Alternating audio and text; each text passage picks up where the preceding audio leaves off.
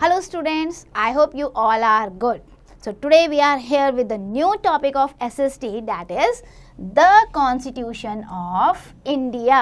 और इस चैप्टर में हम पढ़ेंगे इंडिया का कॉन्स्टिट्यूशन, उसकी वैल्यू और उन्होंने जो जो आइडियल्स हमें दिए हैं जिसकी वजह से आज इंडिया इतने अच्छे से प्रोग्रेस कर रहा है, इतना खुशहाल है, उन सभी आइडियल्स को हम डिस्कस करेंगे. कॉन्स्टिट्यूशन क्या है? A constitution is a set of laws and basic principles by which a country is governed. देखो मैंने 3 आपको पॉइंट इसमें बताए, ये तीनों पॉइंट आपने डेफिनेशन में मेंशन करने हैं.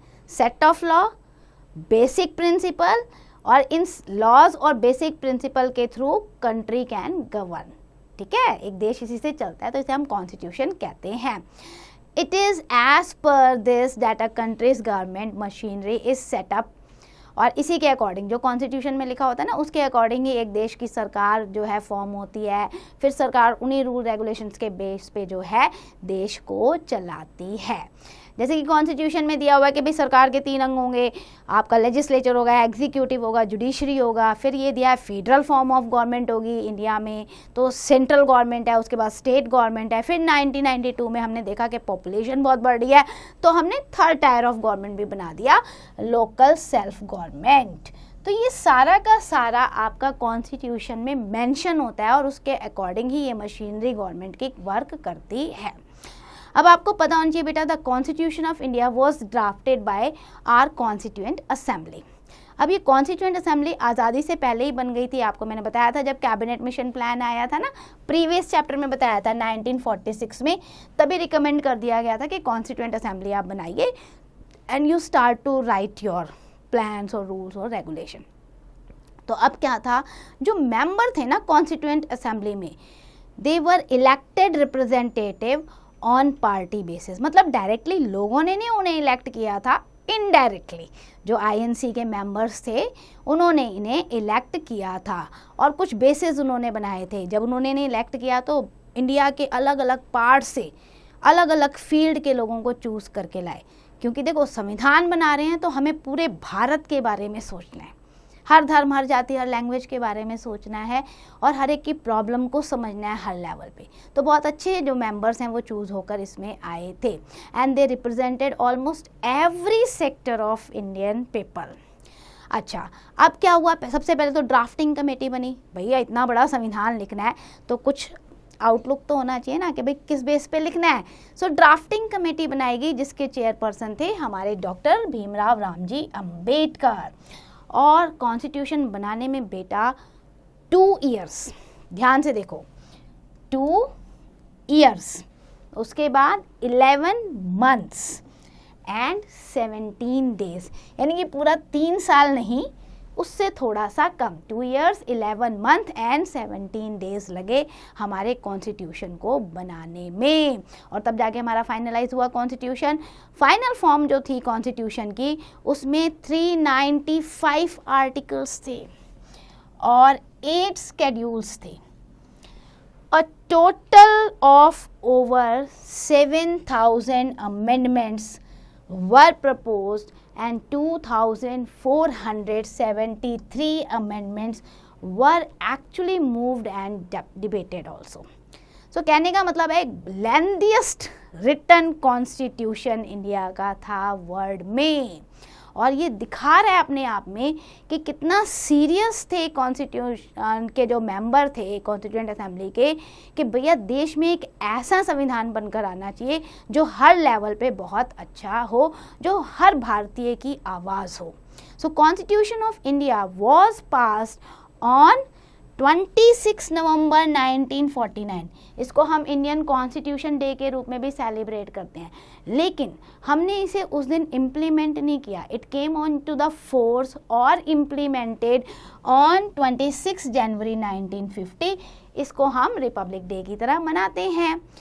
तो आप ये देखो, जब हमने इस डेट को चूज़ किया 26 जनवरी को, तो रीज़न क्या था भाई? 26 नवंबर को जब आपका अपना कानून बन गया तो क्यों अंग्रेज़ों का कानून चलाना, क्यों हमने वेट किया और हमने 26 जनवरी को जाके इसे इन्फोर्स किया? ये क्वेश्चन तो आपके दिमाग में आना चाहिए. चलो इसका आंसर मैं जल्दी से आपको बता देती हूँ। इसका आंसर ये है, अगर आपको प्रीवियस चैप्टर हिस्ट्री के याद हैं तो बेटा 26 जनवरी 1930 1930 में जब आईएनसी का सेशन लाहौर में हुआ था तो वहाँ जो चेयरपर्सन थे जवाहरलाल नेहरू जी और जो यंग लीडर थे सुभाष चंद्र बोस, उन्होंने क्या डिमांड की थी? पूर्ण स्वराज की डिमांड की थी। और एवरी ईयर 26 जनवरी 1930 से वो अपना इंडिपेंडेंस डे मना रहे थे। तो अब क्या था, उस समय अंग्रेज तो छोड़ के गए नहीं थे और अंग्रेज़ों के सामने अपना आज़ादी दिवस मनाना, कितने लोग मारे जाते होंगे, कितना सेक्रीफाइस होता होगा। अंग्रेज तो ना मनाने देंगे आज़ादी दिवस, लेकिन वो मनाते थे, लड़ते थे अपने हक के लिए। तो हुआ क्या, अंग्रेज तो चले गए 15 अगस्त को। हमने उन्हें ये नहीं कहा ना कि 26 जनवरी को जाओ भाई, हम तो इंडिपेंडेंस डे 26 जनवरी को मनाते हैं, ऐसा तो हम कह नहीं सकते थे। 15 अगस्त को वो चले गए तो 15 अगस्त को तो हमें इंडिपेंडेंस मिल गई, लेकिन अब हमें उस डे को तो इम्पोर्टेंस देनी थी ना, क्योंकि इतना सेक्रीफाइस हुआ और इतने सालों से हम उसे जो है 26 जनवरी को इंडिपेंडेंस डे के रूप में सेलिब्रेट कर रहे थे। इसीलिए जब 26 नवंबर को बन गया तो सभी लोगों को लगा कि और 2 महीने की बात है, तो हम उस डे को रिमार्क करें और आने वाली जनरेशन याद रखे कि 26 जनवरी की इम्पोर्टेंस क्या है। इसलिए उस दिन पे ये इफ़ेक्ट में आया और इसे हम रिपब्लिक डे की तरह आज तक मनाते हैं। अब देखो, vision of the constitution of India. Government in all its function has to follow the constitution. देखो, कोई भी काम सरकार करेगी, हर काम में कॉन्स्टिट्यूशन की जो आत्मा है, जो आइडियल्स हैं, जो लिख दिए गए बेसिस, उसको गवर्नमेंट को फॉलो करना पड़ेगा। क्योंकि कॉन्स्टिट्यूशन क्या है? सुप्रीम लॉ है इस देश का। जब मैं कह रही हूँ लॉ ऑफ लैंड, मतलब हमारे भारत का सुप्रीम लॉ है कॉन्स्टिट्यूशन। इससे ऊपर कोई भी सरकार नहीं है। तो हमें जो भी कानून बनाने हैं, रूल रेगुलेशन बनाने हैं, इसी के दायरे में रखकर बनाने हैं। Our dreams and aspiration find expression in this document. क्योंकि ये इतना बढ़िया कॉन्स्टिट्यूशन है। आप देखो, आज़ादी के इतने सालों बाद भी हम अपने उसी संविधान को मान रहे हैं, क्योंकि ये एक्सप्रेस कर रहा है हर एक की फीलिंग को। It is the basic vision of every Indian. आप देखो, हमारा जो प्रियम्बल है, प्रियम्बल पता है ना आपको, जो प्रस्तावना है, स्टार्टिंग का जो पेज होता है, प्रियम्बल होता है इंट्रोडक्शन टू द कॉन्स्टिट्यूशन। जब आप पढ़ते हो ना किसी चैप्टर को, तो उसका प्रीफेस दिया होता है ना, किस चैप्टर में हमने क्या पढ़ना है।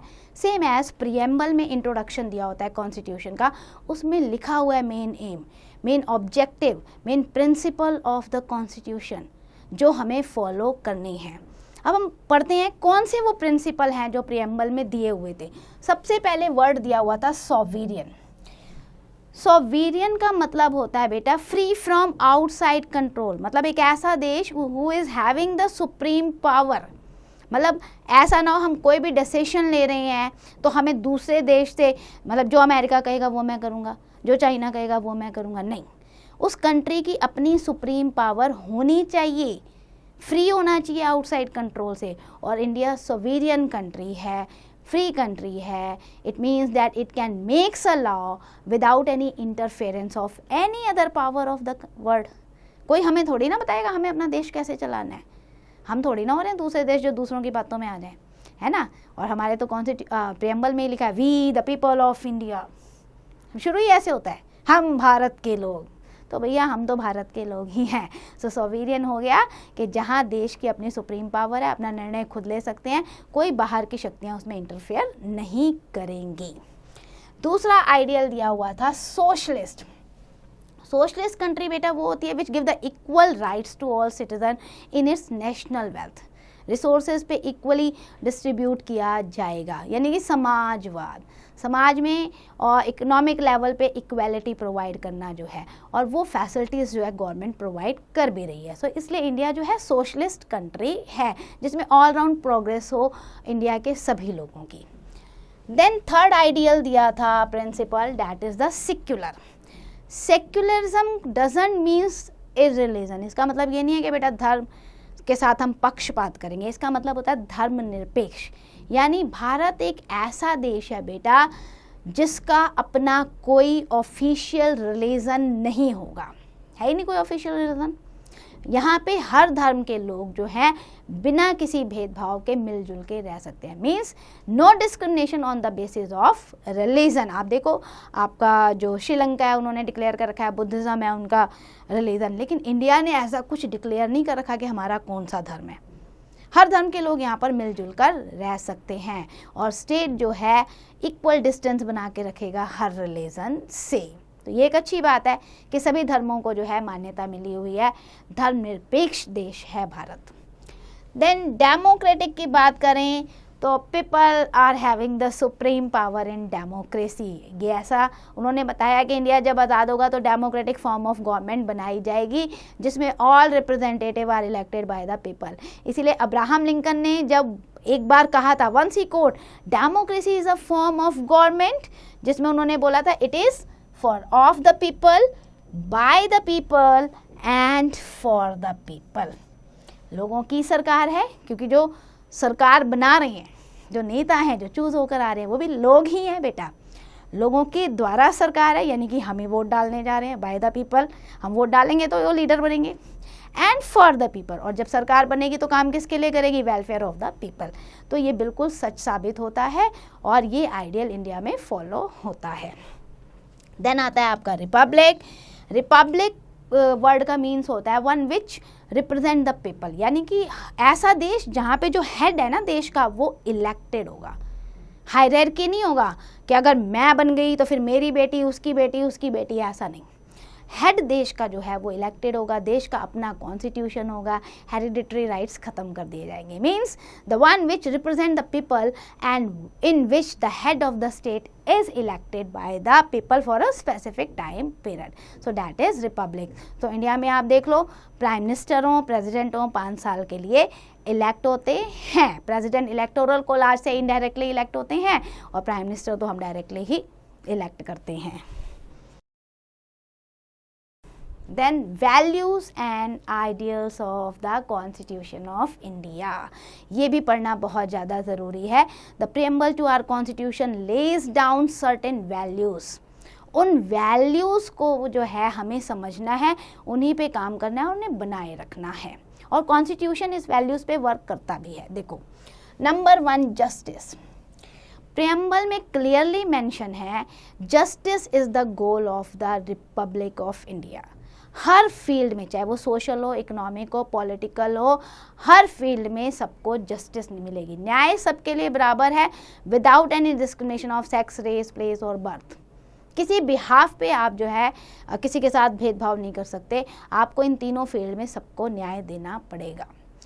देन लिबर्टी की अगर बात करें, liberty means freedom, liberty of thought, expression, belief, faith and worship.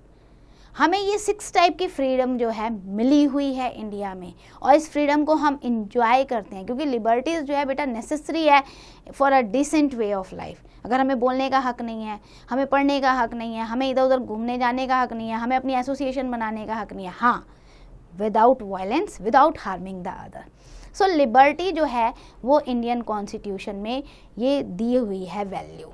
After that equality. Equality as the name suggest, everyone is equal in the eyes of law.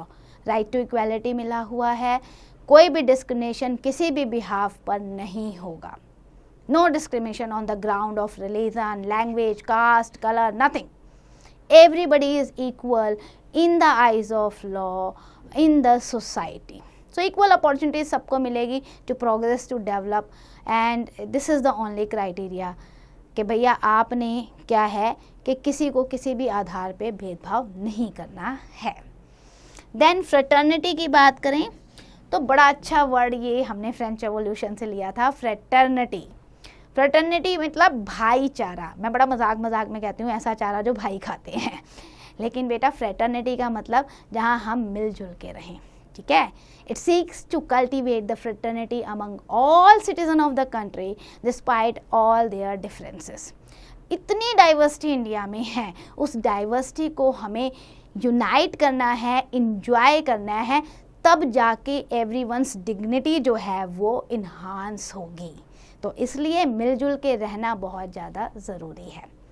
अब हम डिस्कस करेंगे how ideals get translated into the law. सुनने में तो बड़ा अच्छा लग रहा है, बड़े प्यारे प्यारे आइडियल्स और वैल्यूज़ दिए हुए हैं। अब इनको लॉ में कैसे ट्रांसलेट किया जाए, जितने भी ये विज़न दिए ना कॉन्स्टिट्यूशन ऑफ इंडिया ने, ये एक अच्छी लाइफ जीने के लिए बहुत अच्छे, मतलब आप कह सकते हो आइडियल्स हैं, वैल्यूज़ हैं, प्रिंसिपल हैं।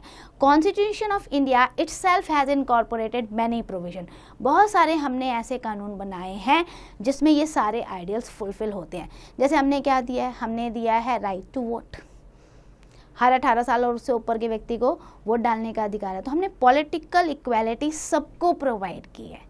तो इस तरीके के बहुत सारे आपको कानून दिखेंगे। अनटचेबिलिटी को बैन कर दिया है, अबॉलिश कर दिया है कम्प्लीटली। सो ये डिप्रेस क्लासेस को इक्वालिटी देता है ना।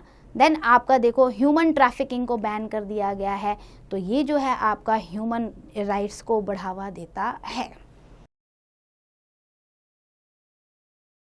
Now India is ensuring cultivating the feeling of fraternity among all the citizens। तो ऐसे बहुत सारे प्रोग्राम आप देखो, जितने भी हमारे फंडामेंटल राइट्स हैं वो हमें इस तरीके से अपॉर्चुनिटीज़ दे रहे हैं जिससे जो है हम इक्वल फील कर सकें, डिग्निटी हमारी जो है इन्हांस हो सके। सो ओवरऑल ये सारी की सारी वैल्यूज़ जो हैं आपको इंडियन कॉन्स्टिट्यूशन द्वारा बनाए गए सभी कानूनों में नज़र आएगी, तभी आज इंडिया में हम अच्छे से रह रहे हैं। Further effort is also made to realise this vision and ideal by making suitable laws. Future में भी जो लॉ आते हैं वो ज़रूर इन सबको फॉलो करते हैं। आप देखो राइट टू एजुकेशन आया, एक नया लॉ है, कितना बढ़िया लॉ है, जिसमें जो 6 to 14 ईयर्स के बच्चे हैं उनको फ्री और कंपल्सरी एजुकेशन कर दी गई है, पढ़ना ही पड़ेगा और फ्री एजुकेशन है। तो ये अच्छा कानून है। इसकी वजह से क्या मिल रही है, इक्वालिटी मिल रही है। इक्वालिटी के साथ साथ क्या हो रहा है, उनकी डिग्निटी इन्हांस हो रही है। तो overall the wonderful and very pleasant, very good, lengthiest written constitution of India. अब हम क्विक रिवीजन करते हैं कि हमने इस चैप्टर में क्या पढ़ा। नंबर 1, कॉन्स्टिट्यूशन क्या होता है, it defines and determines the relation between the different institution of the government. Then constitution of India made by constituent assembly. Then the concern and aspiration of people are very very different, लेकिन इन सबको ध्यान में रखकर बनाया गया constitution. Constitution has set a vision so that people of India can lead a good and healthy life. भाई इन सबका ध्यान में रखकर एक अच्छा संविधान बनाया गया। हमारा जो प्रियम्बल था उसने बहुत अच्छे अच्छे प्रिंसिपल्स को रखा, sovereign, socialist, secular, democratic, Republic.